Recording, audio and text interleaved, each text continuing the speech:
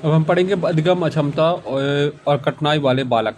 अधिगम अक्षमता का शब्द प्रयोग 1963 में सैमुअल क्रिक ने किया। अधिगम अक्षमता का अर्थ वाक, भाषा, पठन, लेखन या अंकगणितीय प्रक्रिया में से किसी एक या अधिक प्रक्रियाओं में विकृति से है।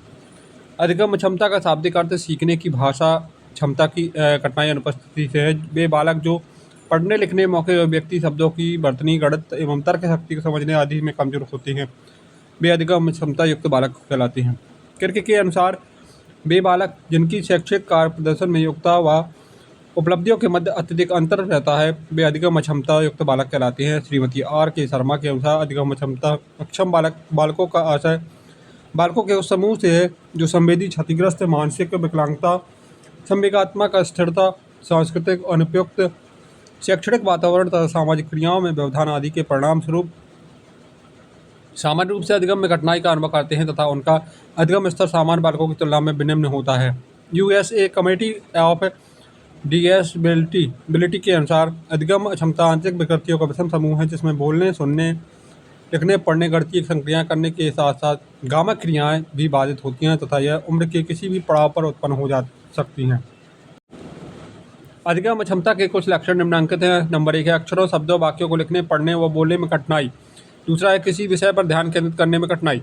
तीसरा है स्थान विशेष स्थान समय के बोध में कठिनाई। चौथा है पेशीय समन्वय, शारीरिक संतुलन व हस्त निपुणता में कठिनाई। पाँचवा है निर्देशों को समझने व अनुसरण करने में कठिनाई। छठवां है अपने भावों को अभिव्यक्त करने में कठिनाई। सातवां है दृष्टि, श्रवण, स्पर्श गति से जुड़े संकेतों के प्रत्यक्षीकरण में कठिनाई आदि। अधिगम में आने वाली कठिनाइयां हैं लिखने संबंधी समस्या, बी को डी, 6 को 9 आदि लिखना, यह डिस्ग्राफिया है।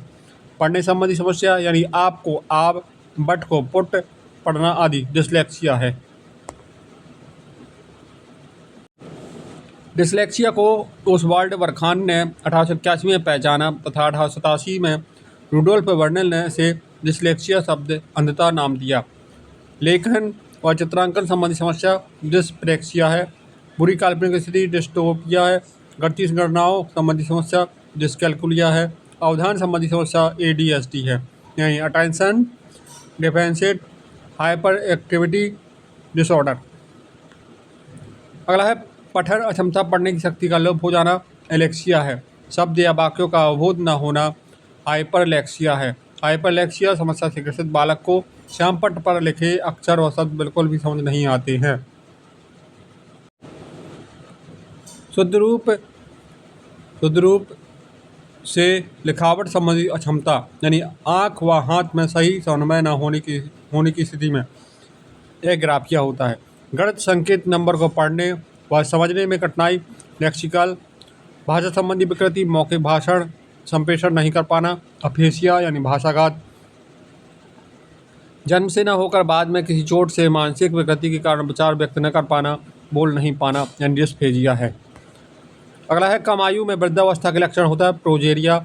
स्वयं के बारे में, शारीरिक सौंदर्यता के बारे में, जैसे स्वयं को सुंदर समझना, कुरूप समझना या भ्रमित रहना, यानी ये कहलाता है डिस्मोर्फिया। मानसिक तनाव संबंधी विकार, तनाव की गंभीर अवस्था यानी डिस्थीमिया होता है। अगला है वर्तनी संबंधी विकार, डिसऑर्थोग्राफिया होता है।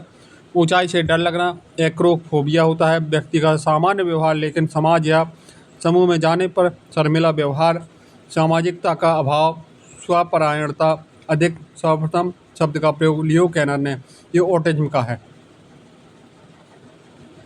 दृश्य प्रत्यक्षण क्षमता संबंधी विकार, विजुअल परसेप्शन डिसऑर्डर कहलाता है। इंद्रिय समन्वय क्षमता संबंधी विकार, sensory integration of processing disorder कहलाता है। संगठनात्मक पठन संबंधी ऑर्गेनाइजेशनल लर्निंग डिसऑर्डर। अगला है श्रवण संबंधी विकार, ऑडिटरी प्रोसेसिंग डिसऑर्डर यानी OPD। अगला है झूठ बोलने या अतिशयोक्ति की आदत, मिथोमेनिया। जन्म के समय ऑक्सीजन की कमी के कारण मानसिक बाधिता का होना, एनोक्सिया है। चिंता के कारण दौरे पड़ना या तथा पक्षघात हो जाना, हिस्टीरिया है। भोजन ग्रहण प्रवृत्ति संबंधी समस्या, बुलिमिया है।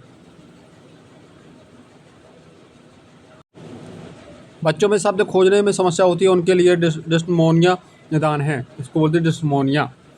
एक मानसिक और व्यवहार संबंधी विकार होता है जुनूनी बाध्यकारी विकार यानी ऑब्सेसिव कंपल्सिव डिसऑर्डर यानी OCD। इस विकार में व्यक्ति ज़रूरत से ज़्यादा आहार ग्रहण करते हैं, अर्थात भूख नहीं होने पर भी खाते हैं। ऐसे व्यक्ति अपनी आदतों को नियंत्रित नहीं कर पाते हैं, जिसे हम बोलते हैं बिंगी आहार विकार। यह एक ऐसा आहार ग्रहण संबंधी विकार है जिसमें व्यक्ति स्वयं को भूखा रखकर दुबला बनने का कठिन प्रयास करता है। किशोरों को अपने आप भोजन से कुछ खाद्य पदार्थों को निकालते अथवा केवल दुर्बल बनाने वाले खाद्य पदार्थों का ही सेवन करते देखा जाना बहुत ही सामान्य घटना है। इसे बोलते हैं एनोरेक्सिया नर्वोसा। बुरी काल्पनिक स्थिति एक ऐसा विकार जो बच्चों और व्यक्तियों में होने के पश्चात वह बुरी काल्पनिक विचारों में गिर जाता है, उसी के बारे में सोचने लगता है। इसको बोलते हैं डिस्टोपिया। तो यह वीडियो समाप्त हुआ। हमारा वीडियो लाइक करें, सब्सक्राइब करें।